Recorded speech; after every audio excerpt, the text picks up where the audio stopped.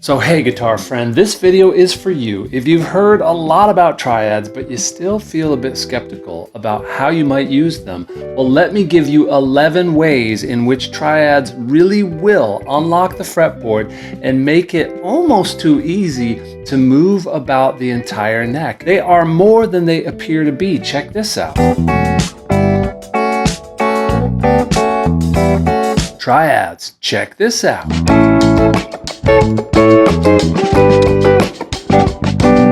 Triads, check this out.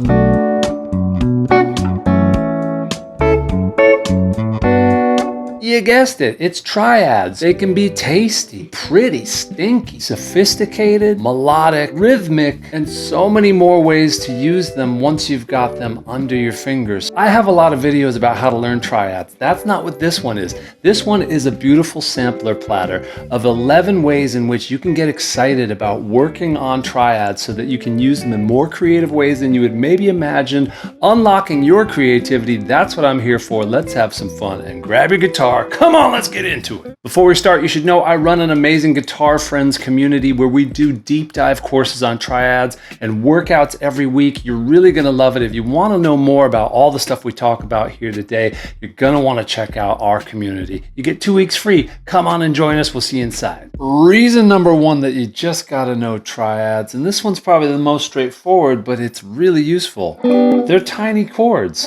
Tiny chords give you more options than you might have at the moment. Let's say we've got G, C, E minor, and D as bar chords, as open chords. That's okay. Great. If you're out of options at that point, enter triads. There's a C, E minor, D. I could keep going up from here. And the movement is completely different because I got more ways I can go. Thank you, triads. Reason number two is that triads, when you learn them, create a pretty structured path, and it's satisfying once you realize there's not a million triads. There's actually a limited amount, and we, task-oriented humans, like to accomplish things. So, when we look at the same progression right here, let's say if I limit myself just to the top 4 strings, there aren't that many triads for major and minor.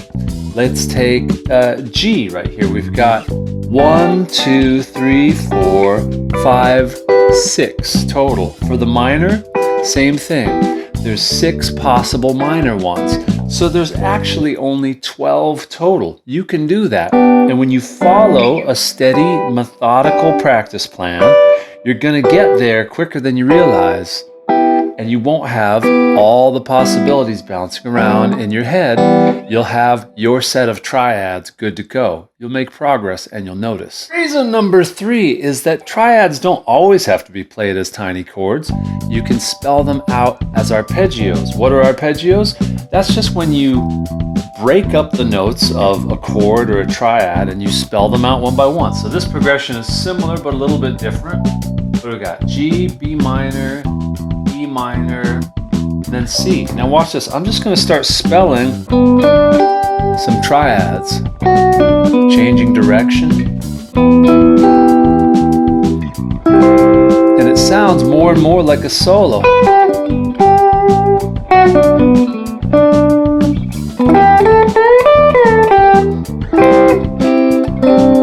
Arpeggiate. And then go off and launch into another lick. It's a springboard. Tasty town. Reason number 4 that you just gotta know triads is that built right into them are a bunch of fills that are tasty. You've got suspensions.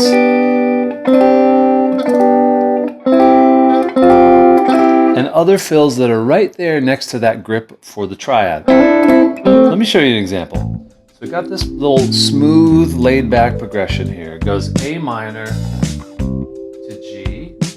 then C, and then F. In every one of these spots, there are little suspensions and hammer-ons that I can add and really make these tasty embellishments on the chords. All I'm doing is aiming at the triad in my mind and then pretty much just going for whatever other notes I can grab with the available extra fingers, right?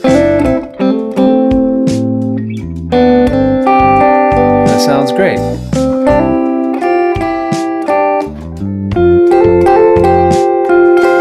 Thank you, triads. 5, and I don't know where I'm coming from, but I know where I'm going, because with triads, if I stack 2 of them on top of each other, I can actually build 7th chords. Even if you don't know exactly what I'm talking about, you'll love the effects of it, and you can find just some simple recipes. So this progression I'm going to play here, what is it? B minor to an F sharp minor, and it does like a G major 7, and then like a sort of an A. Anyway, so all I'm going to do when I hit that B minor is that I'm going to play a D major triad over that. And as you get more familiar with your relative majors and minors, this is the type of thing that can occur to you on the fly. And then I've got an F sharp minor, and I'm going to play an A triad with that. Over this G major 7, I can just reach for a B minor. And then for this last one, it's like an A, or actually it's like a G over A. And for that, I'll just play a G triad. You'll see. So check it out. Here's a D, A, B minor, and then G. Just triads. But they sound nice and smooth.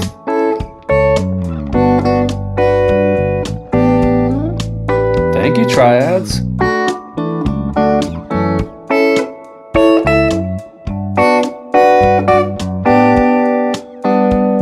Right? Smoothness.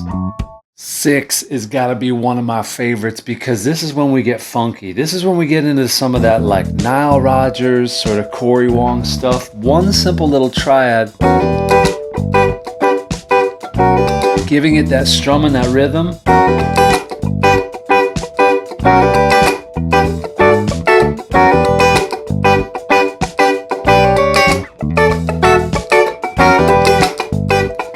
Just play them as one little funk part. It's perfect for these kind of things. So all I'm doing right now is playing this triad up here, which just kind of looks like a G major triad. But just like what I was talking about before, I know that since I'm playing the relative minor, I'm playing like an E minor groove, this is going to work great on top of it. And it's going to create the sound of like an E minor 7. And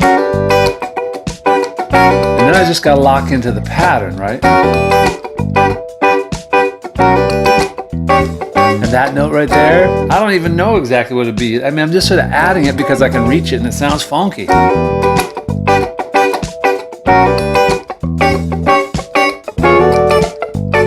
That's a D major triad. That sounds great over this E minor groove also.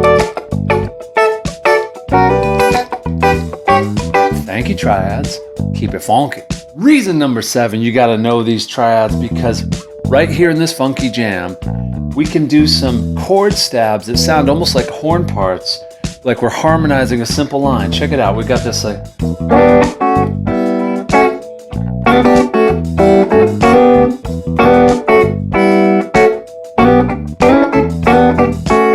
And I'm just following my ear. It happens to be like what looks like a G major triad, an F sharp minor triad, and an E minor triad, and it's all working over this E minor kind of bass line, right?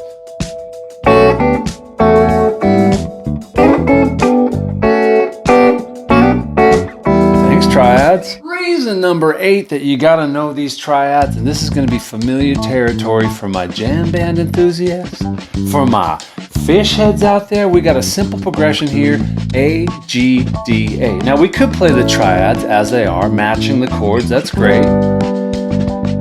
It's a starting point, but now if we want to put a little bit more rhythm to it,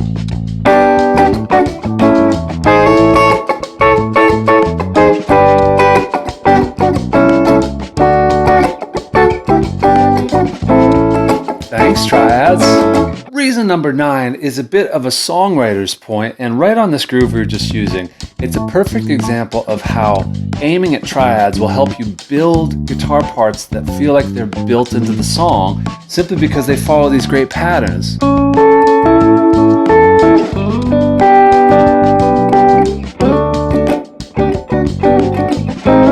even that, just sort of off the top of my head, sounds like it could be a repeating part. So you'll instantly be jumping into jams and improvisations with these ideas that might just get sticky and hooky and stay around a while. They're hooky by nature. Not 'cause I hate you. All right, name that tune. Or name this tune.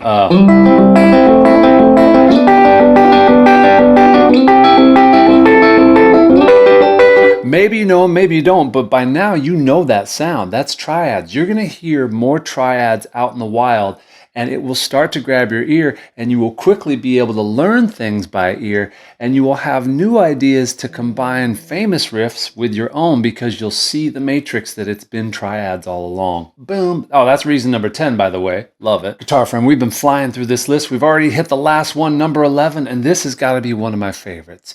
You can harmonize a melody using triads, provided you've spent enough time with those triads so that choosing them isn't that tough for your brain to do. You can actually sample some different options. So if I want to harmonize, I might decide to do a G major triad there, and then maybe a D major triad to get that top note, maybe a triad A minor.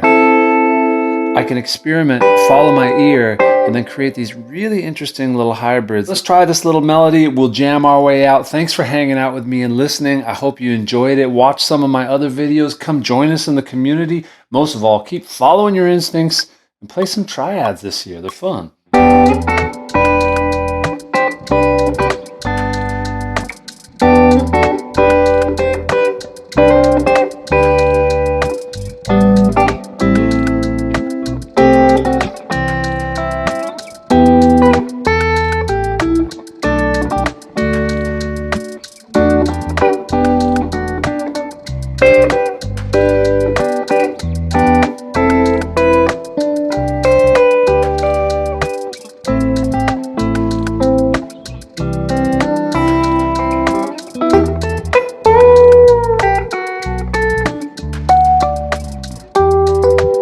Harmonics, that's reason number 12. That's a triad.